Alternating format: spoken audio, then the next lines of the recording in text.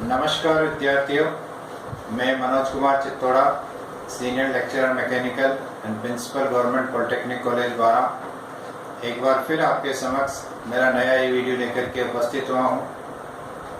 आज हम डिस्कस करेंगे फाइनल ईयर मैकेनिकल की subject thermal engineering and heat transfer के चैप्टर नंबर 1 स्टीम नोजल के बारे में।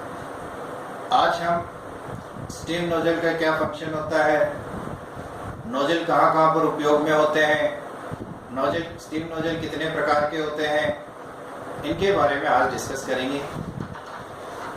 तो हम जानते हैं कि जो टर्बो मशीन्स होती है, जैसे स्टीम टरबाइन है, वाटर टरबाइन है, गैस टरबाइन है, ये पावर प्रोड्यूस करती है by utilising the kinetic energy of steam, gas और वाटर। इसकी जो अब इसको काइनेटिक एनर्जी कहाँ से मिलती है? यदि हमें स्टीम को काइनेटिक एनर्जी देनी है तो स्टीम नोजल लगाना पड़ेगा, वाटर को काइनेटिक एनर्जी देनी है तो वाटर नोजल लगाना पड़ेगा, गैस टरबाइन के अंदर यदि हमारे को काइनेटिक एनर्जी देनी है तो गैस नोजल लगाना पड़ेगा। यानी जिस प्रकार का जिस जगह पर हम नोजल का उपयोग कर रहे हैं उसी के हिसाब से हम उसको वो प्रकार का नोजल बोलते हैं। स्टीम टरबाइन में काम ले रहे हैं तो स्टीम नोजल कहलाएगा, गैस टरबाइन में काम ले रहे हैं तो गैस नोजल कहलाएगा, यदि हम वाटर टरबाइन में काम में ले रहे हैं तो वाटर नोजल कहलाएगा। तो बेसिकली नोजल में होता क्या है कि एक्सपांशन होता है। जैसे मैं स्टीम नोजल के रेफरेंस में यदि बात करूं तो स्टीम का नोजल के अंदर एक्सपांशन होता है, से एंथैल्पी ड्रॉप होती है अर्थात प्रेशर ड्रॉप होता है, और ये जो एंथैल्पी ड्रॉप और प्रेशर ड्रॉप होता है ये वेलोसिटी एनर्जी को बढ़ाने में काम में आता है, अर्थात काइनेटिक एनर्जी के अंदर गेन होता है। इस प्रकार हम कह सकते हैं कि नोजल जो है उसका कहीं जगह पे उपयोग होता है। स्पेसिफिकली जो स्टीम नोजल होता है वो स्टीम टरबाइन के अंदर काम में लिया जाता है। अब उसके क्या क्या मेन फंक्शन होते हैं देखिएगा। एक फंक्शन तो मैंने आप लोगों को बता दिया कि भाई बेसिकली जो स्टीम नोजल है वो प्रेशर एनर्जी और हीट एनर्जी जो आपकी स्टीम की है उसको बेसिकली काइनेटिक एनर्जी के अंदर कन्वर्ट कर रहा है। इसके अंदर एंथैल्पी ड्रॉप होता है, थ्रू आउट एक्सपांशन होता है। नोजल के अंदर नॉर्मली जो एक्सपांशन होता है वो एडियाबैटिक एक्सपांशन, लेकिन प्रैक्टिकली हम इसको आइसेंट्रोपिक एक्सपांशन मानते हैं। दूसरा जो सबसे इंपॉर्टेंट काम होता है स्टीम नोजल का वो होता है कि हाई वेलोसिटी की फ्लूइड जेट डेवलप करता है और उस फ्लूइड जेट को एक पर्टिकुलर एंगल के ऊपर ब्लेड के ऊपर डालता है जिससे ब्लेड रोटेट हो सके अर्थात रोटर रोटेट हो सके। तो ये दो मेन फंक्शन होते हैं स्टीम नोजल की। अब नोजल के एप्लीकेशन क्या होते हैं, जैसे मैंने पहले भी बताया था कि नोजल को हम स्टीम टरबाइन में, गैस टरबाइन में, वाटर टरबाइन में, जेट इंजन्स में, जेट प्रोपल्सन में, इन सब जगहों पर स्टीम नोजल का इन सब जगहों पर डिफरेंट टाइप्स ऑफ नोजल्स का उपयोग होता है। इसके अलावा फ्लो मेजरमेंट के लिए वेंचुरीमीटर में भी नोजल का काम आता है। कंडेंसर से एयर को बाहर निकालने के लिए भी नोजल काम आता है, जो मैं ऑलरेडी पिछले वीडियोस में बता चुका हूं। इंजेक्टर्स के अंदर स्टीम इंजेक्टर्स होते हैं, उनमें भी नोजल का उपयोग होता है।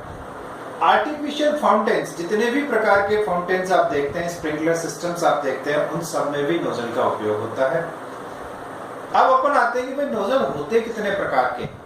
देखिएगा, मेनली नोजल 3 प्रकार के होते हैं, convergent type of nozzle, divergent type of nozzle और convergent divergent type of nozzle. जैसा स्लाइड में बताया हुआ है, कन्वर्जेंट टाइप ऑफ नोजल वो होता है जिसका एरिया कंटिन्यूअसली रिड्यूस होता चला जाता है, मतलब एंट्री से लगा करके एग्जिट तक एरिया जो होता है वो रिड्यूस होता चला जाता है। और हम देखते हैं कि जब एरिया आपका रिड्यूस हो रहा है इसका मतलब प्रेशर आपका घट रहा है, और जो प्रेशर घट रहा है तो ये जो, जबकि एनर्जी इक्वेशन ये कहती है कि एनर्जी तो हमेशा कांस्टेंट रहती है, अर्थात प्रेशर घट रहा है, प्रेशर एनर्जी घट रही है। तो ये जो प्रेशर एनर्जी में घटत होता है इतनी ही आपकी वेलोसिटी एनर्जी या काइनेटिक एनर्जी में घटत होती है, अर्थात एक्सपांशन ऑफ स्टीम जो होती है वो इस तरीके से आपके यहाँ पर। और नॉर्मली जो है कन्वर्जेंट टाइप ऑफ नोजल वहां पर काम में ले जाता है जहां पर वेग प्रेशर जो होता है वो आपका इक्वल या ग्रेटर देन क्रिटिकल प्रेशर के आपके बराबर। दूसरा डाइवर्जेंट टाइप ऑफ नोजल, देखिएगा डाइवर्जेंट टाइप ऑफ नोजल में क्या एरिया कंटिन्यूअसली बढ़ता चला जाता है। कन्वर्जेंट में एरिया घट रहा है जबकि डाइवर्जेंट में एरिया बढ़ता चला जाता है, जैसे चित्र में आपका बताया।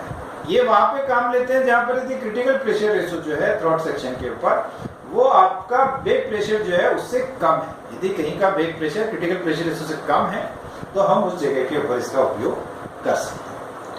मोस्टली जो उपयोग में आता है वो convergent divergent type of nozzle काम में आता है, जिसमें पहला सेक्शन कन्वर्जेंट होता है, जैसे यहाँ बताया हुआ ये कन्वर्जेंट सेक्शन होता है, बीच का थॉट सेक्शन कहलाता है और उसके बाद का डाइवर्जेंट सेक्शन कहलाता है। जनरली सभी जगहों पर जो स्टीम टरबाइन के रेफरेंस में या स्टीम नोजल के रेफरेंस में हम बात करें तो इसी प्रकार का नोजल जनरली काम में लिया जाता है, क्योंकि ये किसी भी प्रेशर रेंज के अंदर हम इसका इस्तेमाल कर सकते हैं। अब इसमें भी एक और इम्पोर्टेंट चीज जो आपको याद रखनी है कि आप देख रहे हो कि कन्वर्जेंट सेक्शन की लेंथ कम है और डाइवर्जेंट सेक्शन की लेंथ बहुत ज्यादा है।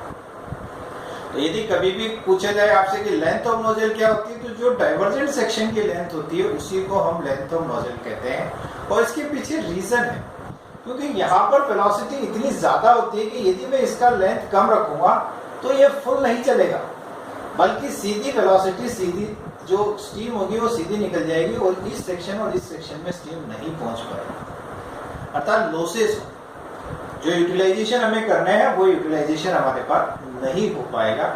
एडी करंट लॉसेस होंगे, डिफरेंट टाइप ऑफ लॉसेस यहाँ पर। उनको प्रिवेंट करने के लिए हम क्या करते हैं कि इसकी लंबाई को बढ़ा देते हैं, इससे नोजल आपका फुल चल सके और किसी भी प्रकार के लॉसेस यहाँ पर नहीं हो। तो हम इसकी इसी वजह से इसकी लेंथ को ही हम नोजल की लेंथ लेते हैं, इसी के एंगल को हम नोजल एंगल लेते हैं। तो नोजल एंगल की बात करेंगे तो भी हम डाइवर्जेंट सेक्शन का जो एंगल है उसको लेंगे, लेंथ की बात करेंगे तो भी डाइवर्जेंट सेक्शन की जो लेंथ है उसी को उपयोग करेंगे। और इसी प्रकार का convergent divergent type of section type of nozzle he generally ज्यादातर जगहों पर स्टीम टरबाइन के केस में काम में आता है। धन्यवाद।